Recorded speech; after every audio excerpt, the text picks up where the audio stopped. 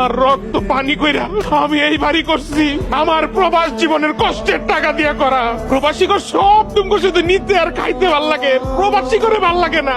আরে আমগো প্রবাসী গো মনের কষ্ট তোরা বুঝোস না।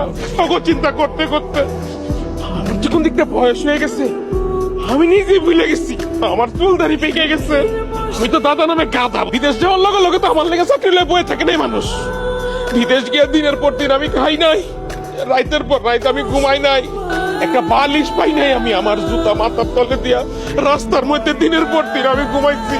তারপর অনেক কষ্টে আমি একটা চাকরি পাইছি। আরে 3 বেলার মধ্যে আমি কোনো সময় 2 বেলা খাই নাই, শুধুমাত্র রাইতে খায়া থাকছি।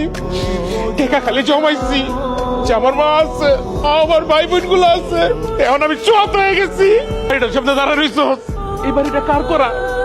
আমার রক্ত পানি কইরা আমি এই বাড়ি করছি। আরে ঘরের ভিতর সোফা সেট আছে, বড় টিভি, পাওয়ার উপরে ঠেক দেবো, এবার টিভি দেখো। এগুলি কার টাকা দিয়া?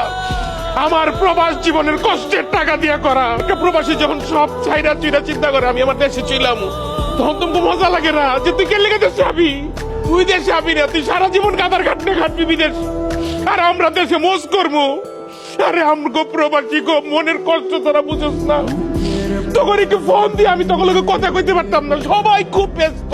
কার কি লাগবো খালি কইতে, এটা লাগবো সেটা লাগবো।